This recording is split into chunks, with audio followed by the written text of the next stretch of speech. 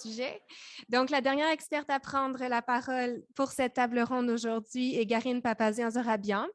Son intervention portera sur les impacts à prévoir des dispositions introduites par la nouvelle loi 96 en ce qui concerne l'accueil des nouveaux arrivants au Québec. Qu'ils soient réfugiés ou immigrants en attente de statut, les nouveaux arrivants ont le droit d'être informés et de recevoir des services adéquats. Or, plusieurs des articles inclus dans la loi 96 se présentent comme de potentiels obstacles à un accueil bienveillant sur le territoire québécois.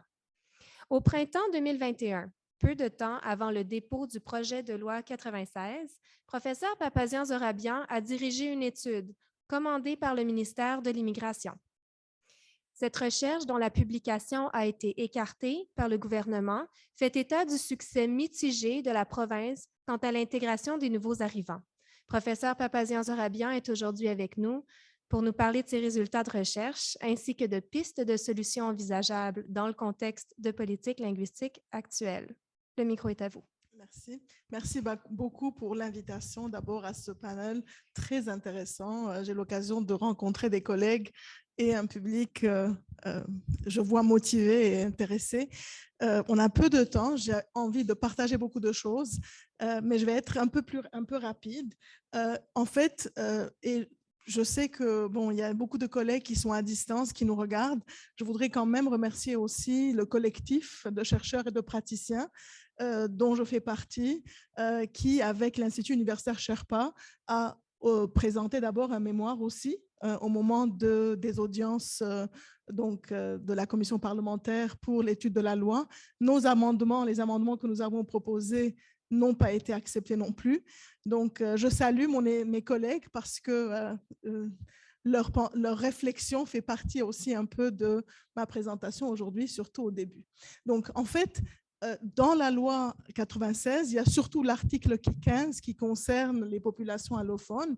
Et selon la loi, en principe, probablement vous le savez, mais rapidement, d'abord, il serait formellement interdit aux employés du secteur public de communiquer dans une autre langue que le français 6 mois après l'arrivée des personnes au Québec. Donc, ça veut dire, si c'est interdit, en plus, il y aura des sanctions disciplinaires pour toute personne qui travaille dans le secteur public et qui oserait, en principe, parler une autre langue que le français 6 mois après l'arrivée des personnes.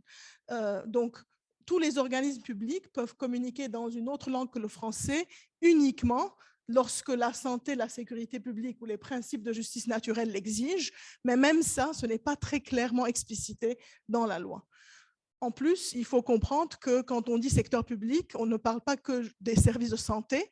Dans tous les débats, on n'a fait que parler de la santé, des services de santé, mais on oublie le secteur de l'éducation, on oublie le secteur de la sécurité au travail et tous les secteurs, toutes les institutions publiques qui vont être face à un énorme défi avec cette loi 96. Puis, quand on parle du recours aux interprètes, ça aussi, ce n'est pas très clairement dit, bien que dans certaines entrevues, le ministre Simon Jolin Barrette a dit qu'il y aura des traducteurs, mais rien n'est clair. Les interprètes seront, il faudrait assurer en principe donc des interprètes qui devraient être subventionnés par l'État. Et si cette loi va être vraiment appliquée telle qu'elle. Alors, en fait, ce qui est important aussi, et c'est de ça que je vais parler surtout, que pour les personnes qui sont réfugiées, qui demandent l'asile au Québec, leur situation est encore plus difficile et précaire, et mes résultats de recherche le montrent. Alors, tout à l'heure, on parle des allophones, et c'est intéressant, dans le débat du bilinguisme entre anglophones et francophones, j'ai l'impression que les yeux sont braqués sur les allophones et les immigrants, alors qu'il y a probablement d'autres enjeux qui sont vraiment, c'est la place des langues dans le monde actuellement. Donc, un petit clin d'œil parce que vous comprenez, quand on parle d'immigrants, il y a les immigrants économiques, ceux qui choisissent le Québec, comme moi, je l'ai choisi. Donc, souvent, on choisit le Québec parce qu'on maîtrise la langue. C'est pour ça que tous les pays, en fait, les ex-colonies françaises, que ce soit du Moyen-Orient, que ce soit d'Afrique, les gens convoitent le Québec parce qu'ils maîtrisent la langue, ils connaissent la langue. Donc, l'immigration économique n'est pas comme les autres types d'immigration. Le Canada et le Québec ont ratifié la Convention de Genève, donc ça veut dire que toute personne qui se sent persécutée, qui se sent en danger, a le droit de demander l'asile au Québec. Et le Québec, en principe, et le Canada devraient leur donner la possibilité de vivre en sécurité dans une société de droit. Donc, ces personnes-là, nous les accueillons et parfois, ils ont 66 ans et plus. Hein? Parfois, ils ont des troubles du langage. Bref, vous allez voir un peu les résultats de ma recherche. Donc, vous comprenez qu'il y a des enjeux importants pour l'accessibilité et la qualité de tous les services qu'ils vont recevoir. Pour le secteur de la santé, on comprend que, bon, je ne vais pas entrer dans les détails, mais ce sont uniquement les institutions qui ont le droit de donner des services en anglais qui peuvent le faire. Pour le secteur de l'éducation, on n'en parle pas du tout, mais il y a des enjeux très, très importants en lien avec l'évaluation des difficultés des élèves, en lien avec le consentement éclairé des parents, en lien avec la collaboration école-famille, qui est en principe une des valeurs de l'école québécoise. Donc, il y a plein d'enjeux qui ne sont pas pris en considération dans cette loi. Je vais les présenter rapidement. Alors, j'ai trois types de recherches, trois recherches que j'ai menées auprès de ces populations très, très vulnérables au Québec. Les deux premières ont été mandatées par le ministère de l'Immigration.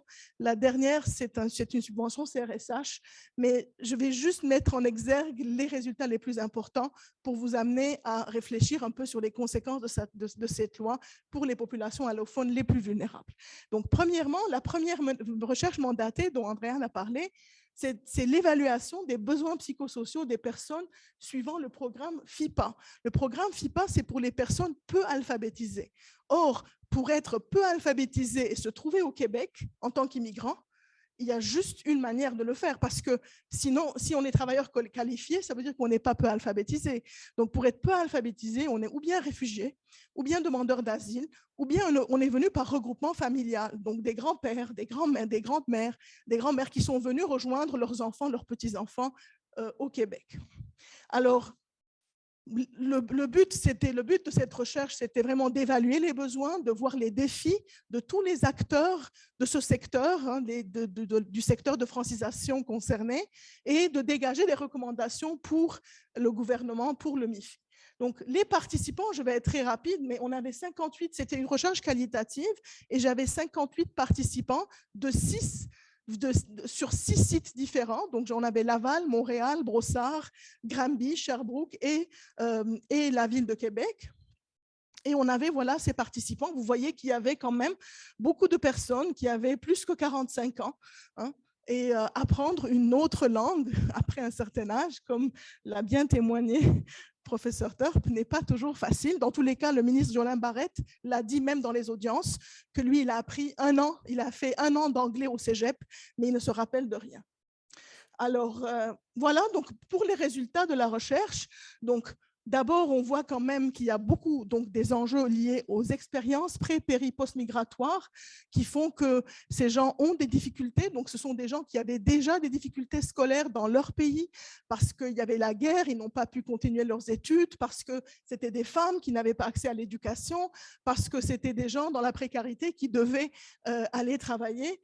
Il y avait beaucoup de gens qui avaient été exposés à la violence, qui avaient vécu des ruptures, des séparations, des deuils, qui venaient ici au Québec démunis sur le plan financier, sur le plan du réseau familial, du réseau de soutien, et donc beaucoup de difficultés, surtout au niveau de la gestion aussi, de la conciliation travail, famille et apprentissage de la langue.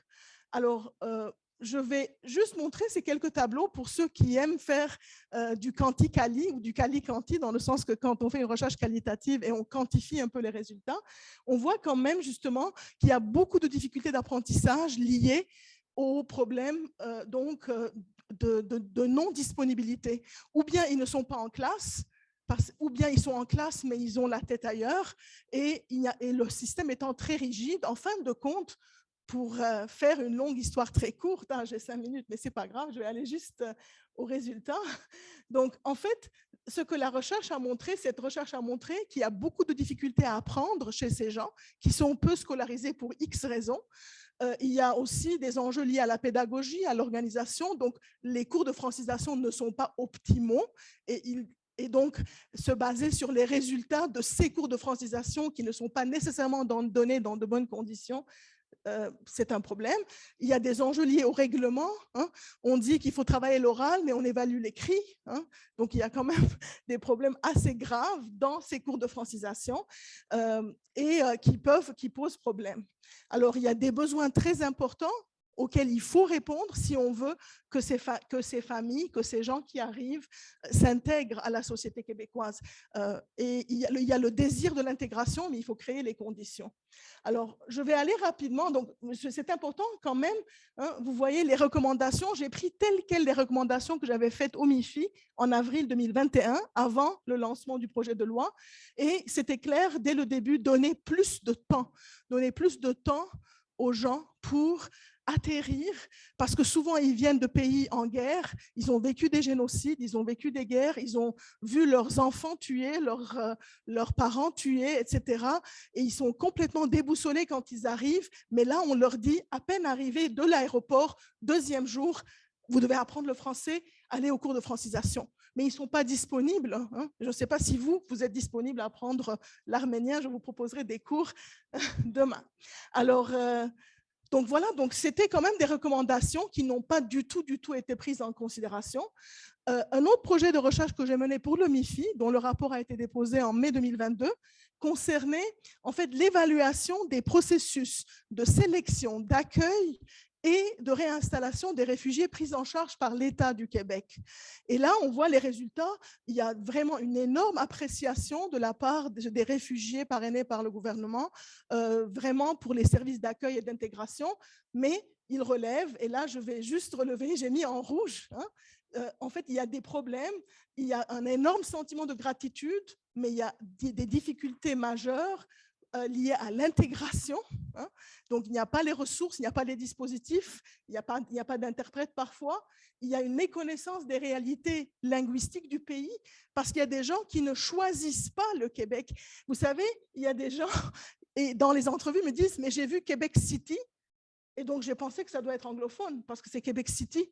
Donc, j'ai choisi Québec City parce que je pensais que c'était anglophone. Donc, pensez que les gens savent où ils viennent.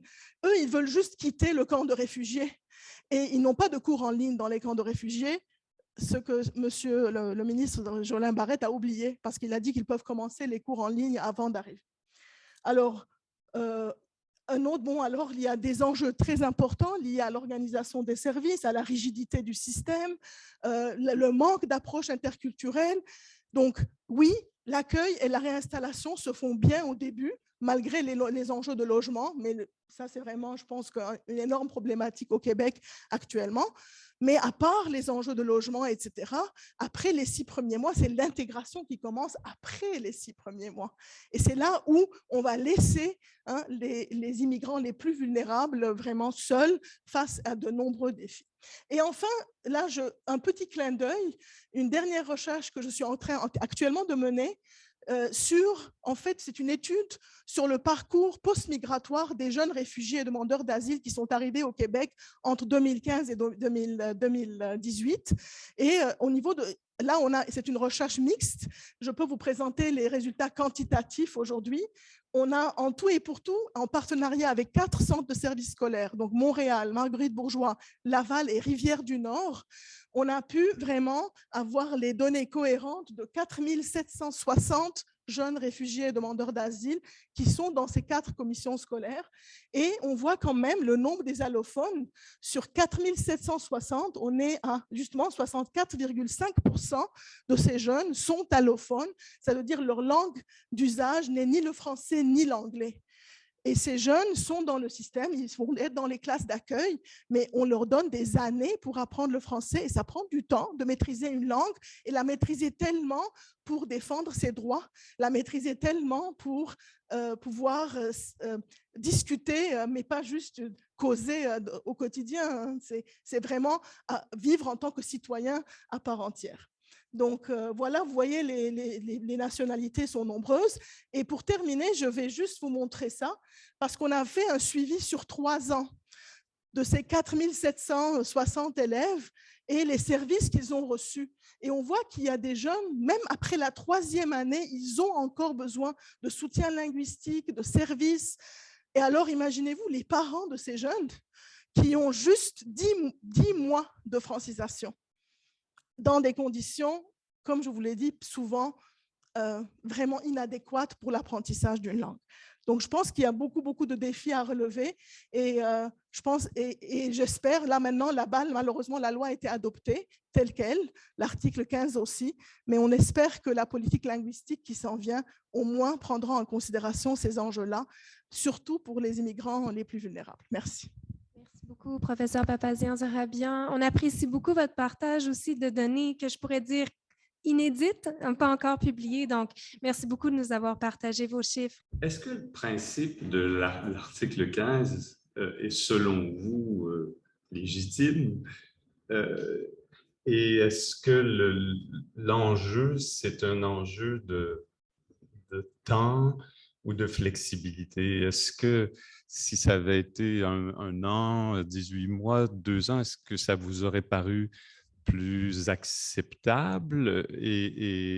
Mais le principe lui-même, est-ce que vous croyez que c'est à un certain moment un devoir de l'État québécois, dont la langue officielle est le français, qui va en faire la langue commune, de communiquer à terme avec les personnes qui choisissent le Québec en français? Je comprends la logique, le besoin de la population québécoise et du gouvernement du Québec de renforcer la langue française comme langue commune, mais j'ajouterais publique, parce qu'on peut parler des langues. Moi, je parle arménien avec mes enfants, mais ils sont multilingues. Donc, est-ce qu'on parle de la langue commune en général, mais la langue commune publique? Parce que là aussi, c'est un enjeu qui n'est pas parfois clarifié. Je suis pour le renforcement du français. Moi, j'ai choisi le Québec parce que je suis francophone et parce que... Mais en même temps, comment faire pour que les gens, à partir du moment où nous accueillons des immigrants, et là, vous avez parlé, le taux de natalité est tellement bas chez les allophones et les francophones. Sur le plan économique, sur le plan démographique, on a besoin d'immigrants. Donc, je pense qu'à un certain moment, il y a des choix sociétaux. Si on a besoin réellement d'immigrants, on a besoin d'immigrants qualifiés, d'accord, mais en même temps, on a ratifié une convention qui fait que nous devons donner accès à des gens qui sont beaucoup plus vulnérables. Donc, il faut mettre les personnes que nous accueillons dans des conditions pour apprendre, pour s'intégrer. Et les gens sont reconnaissants. Les gens sont reconnaissants envers le gouvernement du Canada, du Québec, envers tous les intervenants qui proposent des services. Ils le disent, mais en même temps, ils ne sont pas dans de bonnes conditions. Donc, il faut améliorer les conditions. Et une des conditions, c'est donner plus de temps. Je pense que déjà, cet amendement aurait dû passer, c'est la moindre des choses. Mais sachant qu'il y aura toujours des personnes qui ne maîtriseront pas le français, comme une femme qui est arrivée à 66 ans, qui est analphabète, qui ne sait même pas écrire dans sa propre langue. Comment va-t-elle apprendre et maîtriser tellement le français pour demander des soins, avoir accès au système? Il y a des jeunes comme des personnes même qui ont des troubles du langage. Donc, et souvent, quand les jeunes ont des troubles du langage, qu'est-ce qu'on dit? Alors, il faut choisir une langue. Ils ne peuvent pas être multilingues. Donc, des jeunes, des personnes qui ont des troubles du langage, mais ils vont avoir des difficultés et peut-être 7 ans après, ils ne vont pas maîtriser assez le français pour être autonome sur le plan au niveau des services, etc. Donc, je pense qu'il faut être plus nuancé, donc donner plus de temps, mais avoir aussi des mesures particulières pour les personnes les plus vulnérables qui peut-être ne pourront pas apprendre le français, pas parce qu'ils ne veulent pas, mais parce qu'ils ne peuvent pas, comme il y a beaucoup de jeunes anglophones et francophones ou autochtones qui ne peuvent pas apprendre une autre langue pour X et Y raisons. Et c'est là où je pense qu'il n'y a plus de nuances dans cette loi. Et par manque de nuances, ça devient coercitif. Et je trouve que quand on est dans la coercition, on n'est plus dans l'accueil. On n'est plus dans l'accueil, on n'est plus dans la bienveillance. Et c'est là où il y a comme un genre de discours paradoxal. On dit, venez au Canada, venez au Québec, on ouvre les portes, et arrivé au Canada, paf. Et surtout pour les personnes réfugiées demandeuses d'asile qui ont fui des situations de violence. Tout à l'heure, nous avons parlé de la déshumanisation que les peuples autochtones ont vécue, mais il faut réhumaniser. Et pour réhumaniser, ça commence par la sécurité absolue, le respect absolu, pour montrer qu'on est vraiment prédisposé à réhabiliter la personne et lui donner son humanité. La prochaine question est pour professeur Papazian-Zorabian et si vous me le permettez, je vais vous la poser en anglais parce elle nous a été envoyée en anglais, mais je vous inviterai à y répondre en français. Les interprètes vont se charger du reste, si ça va. Alors, c'est une question qui provient de Rhonda Chang. Ongoing immigration and integration into French or English society is a form of ongoing settler colonialism that strengthens the French-English presence in Canada and continues to marginalize Indigenous peoples from their land. I ask this question as a child of immigrants myself. In your viewpoint, how can immigrants and their children collude with Indigenous peoples for a future that is not French and English only? Je comprends l'enjeu parce que je pense que tous les immigrants ne sont pas toujours les mêmes. C'est-à-dire quand on quitte son pays, il y a toujours des raisons pour quitter son pays. Il y a des immigrants qui quittent leur pays pour fuir des persécutions, des guerres, des génocides. Et je pense que l'empathie entre ces immigrants et les peuples autochtones en général est sûrement beaucoup plus forte. Donc, je pense que on ne peut pas mettre tous les immigrants dans la même situation. L'immigration économique, les gens qui viennent uniquement, disons, pour des enjeux économiques, leurs intérêts et leur rapport aux choses et aux langues ne vont pas être les mêmes que ceux qui fuient des pays ou qui fuient des guerres et des génocides. Donc, je pense que ça pourrait être intéressant de collaborer. Il faudrait collaborer et il ne faudrait surtout pas, et j'espère que non, que les immigrants ne seront pas perçus par les peuples autochtones comme une menace parce que ce serait vraiment dommage d'ajouter une autre menace pour les peuples autochtones. Donc, je pense que les immigrants doivent avoir aussi l'humilité à partir du moment où ils ont choisi de quitter leur pays, surtout ceux qui ont choisi. À partir du moment où ils ont choisi de quitter leur pays, ils devraient avoir plus d'humilité pour vraiment s'intégrer à la société d'accueil avec tous les sphères de cette société d'accueil, son histoire, la population qui est toujours justement parfois aussi multiple et complexe. Mais je pense que pour tous les immigrants qui ont vécu des traumas, des deuils, je pense qu'ils peuvent vraiment s'entraider, c'est-à-dire il peut y avoir une entraide importante entre les immigrants, les populations immigrantes véhiculant des traumatismes et des deuils importants. Les jeunes des Premières Nations ont parti ce message-là, There's no immigrant on native land. Donc, je crois que la base de nos communautés, les Premières Nations, c'est d'ailleurs l'accueil. C'est dans nos valeurs d'accueil. C'est un devoir aussi dans certaines communautés. Les gens ne barraient même pas le porte, donc tu arrivais là. Si tu avais besoin de quelque chose, tu étais accueilli. Donc, ça fait vraiment partie de nos valeurs. Et d'ailleurs, lors de nos événements, les powwows, les cérémonies, les gens dans la roue de médecine, on a toutes les nations qui s'y retrouvent. Donc, c'est nos valeurs fondamentales et je crois également qu'on partage une histoire de grands traumatismes qui pourrait faire en sorte qu'on puisse apprendre les uns des autres et se soutenir dans le Québec d'aujourd'hui et faire de cette société-là une société plus accueillante. Aujourd'hui, comment s'efforcer de maintenir un dialogue sain basé sur les faits et la science lorsque le sujet de discussion est aussi sensible que celui de la planification et de l'identité linguistique? C'est de faire comme aujourd'hui ici, puis de le faire à tous les niveaux, puis espérer que, par exemple, dans nos assemblées parlementaires délibérantes, ceux qui adoptent les lois, ceux qui sont titulaires des compétences pour adopter des lois, qu'il y ait des vrais dialogues. Puis que quand on adopte des lois, puis quand on adopte des mesures, qu'elles sont basées sur des délibérations, des vraies. Moi, je pense que la vraie démocratie passe par la délibération. Elle ne passe jamais par l'unanimité, parce qu'on n'arrive jamais dans une société très démocratique à faire l'unanimité. Mais quelque part, quand on délibère, on est entendu, on gagne des batailles, on en perd, mais on peut parfois arriver à des consensus. Puis sur cette question-là, on pourrait, je pense, arriver à des grands consensus pour que nos langues premières, officielles, communes de nos minorités coexistent sur le territoire du Québec. Merci. Est-ce que vous vouliez ajouter, Mme Papazian-Zarabia? Ça va, merci. Oui, mais je allez-y. partage tout à fait la pensée de professeur Tulp.